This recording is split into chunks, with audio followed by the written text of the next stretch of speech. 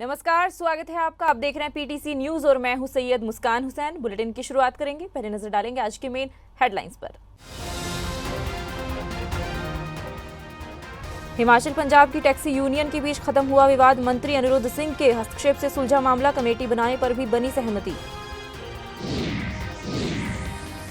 जोगिंद्रनगर के गांव कुफरू में ढांग से गिरकर विवाहित महिला की हुई मौत। घर के काम के लिए जाते वक्त हुआ हादसा।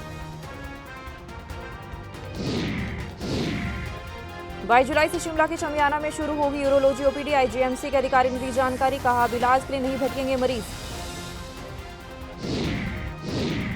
सावन मास के मौके पर जोगिंद्रनगर में शुरू हुई शिव पुराण की महाकथा। कथा से पहले शहर भर में निकाली गई कलश यात्रा। बड़ी संख्या में जुटे शिव भक्त।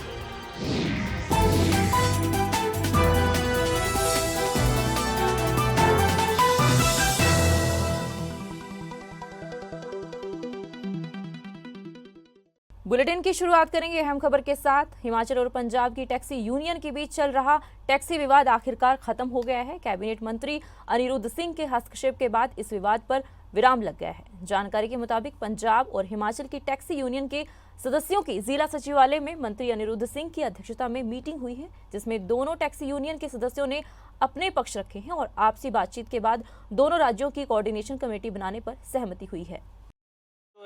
जो पिछले दिनों टैक्सियों का विवाद हिमाचल में चल रहा है, इसी के तहत जो है पंजाब से ट्राई सिटी, मोहाली, चंडीगढ़ सभी जगह से जो है यूनियंस के जो है प्रेसिडेंट्स जो है आज डेलीगेशंस यहाँ बुलाए गए और हिमाचल के भी यूनियंस के यहाँ पे लोग मौजूद हैं पूरे हिमाचल से।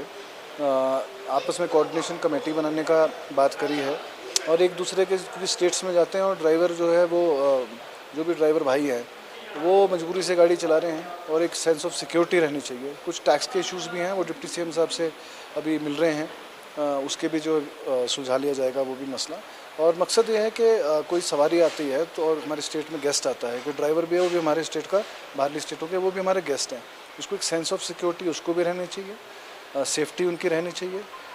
टूरिस्ट जो उनके साथ सवारी आती है टूरिस्ट, उनकी भी हमारे को सेफ्टी जो है इंश्योर करनी चाहिए और हम लोग करेंगे, सरकार प्रतिबद्ध है ताकि हमारा जो टूरिज्म है हिमाचल प्रदेश का वो बूस्टअप हो सके। जोगिंद्रनगर के गांव कुफरू में एक विवाहिता के ढांग से गिरकर मौत का मामला सामने आया है। जानकारी के मुताबिक विवाहित घर के काम के लिए जा रही थी और इसी दौरान घर के साथ लगती ढांग से गिरने से महिला गंभीर रूप से घायल हो गई है, जिसके बाद नागरिक अस्पताल ले जाते वक्त विवाहिता ने रास्ते में ही दम तोड़ दिया। इधर परिजनों के अस्पताल पहुंचने पर डॉक्टर ने पुलिस को सूचित किया है। फिलहाल पुलिस आगे की कार्यवाही कर रही है। हम सब अपने काम पे थे जी और वो पानी वगैरह भर रहे थे घर में जी। कहीं जा रहे होने गराड़ की तरफ या खेतों की तरफ जा रहे होने जी, डांग से गिर गए नीचे। टाइमिंग क्या थी? टाइमिंग 9-10 साढ़े 9-10 बजे के आसपास, 9:30 ये चल रही थी, वहाँ से पैर फिसला और नीचे गिर गई डांग से जी थे। तो आपके क्या लगते हैं? ये हमारे छोटे भाई की बीवी है, बीवी। अच्छा, उम्र कितनी थी इनकी? उम्र ये 36-37 साल। 36 साल। अच्छा, बच्चे एक मुन्नू है, मुन्नी। अच्छा, छोटे हैं अभी? हाँ। क्या उम्र होगी उनकी? उम्र जी मुन्नी 9th में पढ़ दी है और मुन्नू 7th। अच्छा, छोटे ही हैं अभी। छोटे। 22 जुलाई से शिमला के चमियाना में यूरोलॉजी ओपीडी शुरू होने जा रही है। आईजीएमसी से यूरोलॉजी ओपीडी 22 जुलाई को सुपर स्पेशलिटी आयुर्विज्ञान संस्थान चमियाना शिफ्ट हो रही है। आईजीएमसी के अधिकारी ने बताया है कि अस्पताल में अगले हफ्ते से ये सेवा शुरू होने जा रही है, जिसको लेकर तैयारियां की गई हैं और इसके शिफ्ट होने के बाद मरीजों को आईजीएमसी नहीं आना पड़ेगा और मरीजों को इलाज के लिए भटकना भी नहीं पड़ेगा। जैसे cardiology, gastroenterology, neurology, nephrology, endocrinology, plastic surgery, urology, CTBS, ये डिपार्टमेंट जो है उधर जाने हैं हमारे स्पेशलिटी ब्लॉक में। तो न्यूरोलॉजी तो ऑलरेडी हमारा ओपीडी वहाँ से काफ़ी टाइम उसमें चल रही है। तो जैसे अभी बिल्डिंग कंप्लीट है, वहाँ पे इंस्ट्रूमेंट भी आ चुके हैं काफ़ी हद तक और हमारा पूरा जो प्रिंसिपल ऑफिस और एमएस ऑफिस का स्टाफ है वो भी वहाँ पे हुआ है काफ़ी हद तक। तो हमें आस्ते आस्ते जो है जब मशीनरी आ चुकी है और वहाँ पे बिल्डिंग बन चुकी है तो with the passage of time in phased manner जो हमें यहाँ से मूव करना है कि जो मतलब वहाँ स्पेशलिटी ब्लॉक में। तो इसी कड़ी में जो है न्यूरोलॉजी की ओपीडी वहाँ लग रही है, एंडोक्राइनोलॉजी की ओपीडी वहाँ लग रही है और जो है प्लास्टिक सर्जरी की ओपीडी वहाँ लग रही है उसके बाद जो है अभी यूरोलॉजी वालों ने यहाँ पे ओपीडी अपनी बंद करके जो है ओपीडी और शुरू कर दी है। तो यहाँ पे कुछ जो सुविधा मरीज सुविधाएँ और जो ऑपरेशन सुविधाएँ यहाँ कंटिन्यू रहेगी कुछ समय तक, फिर फेज मैनर में ये भी वहाँ चली जाएंगी। और जब तक हमारी गैस्ट्रोलॉजी का संबंध है, हमने भी हमारी ओपीडी शुरू की है वहाँ पे गैस्ट्रोलॉजी की, और शुक्रवार को वहाँ ओपीडी हुआ करेगी। और किसी व्यक्ति को अगर एंडोस्कोपी की आवश्यकता हो तो, क्योंकि हमारे भी एंडोस्कोप वहाँ पे इंस्टॉल हो चुके हैं, एंडोस्कोप कोलोनोस्कोप, तो हम उन प्रोसीजरों को भी वहीं पे करने की मतलब कोशिश करेंगे।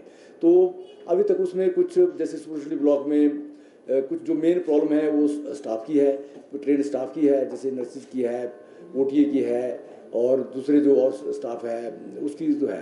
तो इस सारी चीज़ों को मैंने फेज मैनर में इसको सॉल्व किया जाएगा, और जल्दी से जल्दी जैसे भी होगा हम इसको चलाने की कोशिश करेंगे। भारतीय मजदूर संघ जिला कांगड़ा की ओर से कर्मचारियों की समस्याओं के बारे में बुधवार को एसडीएम नूरपुर को ज्ञापन दिया गया है। जिला अध्यक्ष पुरुषोत्तम शर्मा ने बताया कि इस मांग पत्र में लगभग सभी विभागों की समस्याओं के बारे में अवगत करवाया गया है। उन्होंने कहा कि उनकी मांगों में कर्मचारियों को 7वें वेतनमान की बकाया राशि तथा अन्य विभागों से काम कर रहे कर्मचारियों का न्यूनतम वेतनमान 18,000 किया जाना चाहिए। पहले हमारा जो 7-8 जून को प्रदेश का अधिवेशन हुआ था, उसमें 2 प्रस्ताव पारित किए गए थे। उसमें एक प्रस्ताव था कर्मचारियों की सुरक्षा के बारे में, और दूसरा प्रस्ताव जो पारित किया गया वो था कर्मचारियों की समस्याओं के बारे में। हमारे आज जो भी कर्मचारी हैं, चाहे वो प्राइवेट सेक्टर में काम कर रहे हैं, चाहे वो सरकारी क्षेत्र में काम कर रहे हैं, लगभग सभी का जो उत्पीड़न हो रहा है, तो उसके बारे में सरकार को हमने प्रदेश अधिवेशन में 26 सूत्रीय एक मांग पत्र बनाया था। तो उस मांग पत्र को जोगिंद्रनगर में सावन महीने के पावन पर्व के मौके पर शिव महापुराण कथा मंगलवार से शुरू हो गई। सनातन धर्म मंदिर में हुई कथा से पहले पूरे शहर में शिव भक्तों की ओर से कलश यात्रा निकाली गई है, जिसमें बड़ी संख्या में महिलाओं ने बढ़ चढ़कर हिस्सा लिया है। इसके बाद कलश यात्रा के वापस कथा स्थल पहुंचने पर विधिवत पूजा अर्चना कर कथा का शुभारंभ किया गया है। बता दें कि श्री शिव महापुराण कथा 24 जुलाई को संपन्न होगी।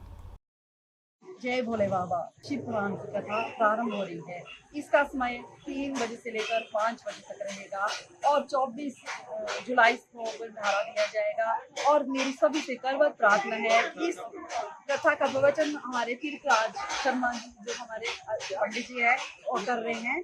और इस कथा में मेरी सभी से विनम्र प्रार्थना है कि यहाँ कथा सुनने जोगिंद्रनगर सनातन धर्म में आए।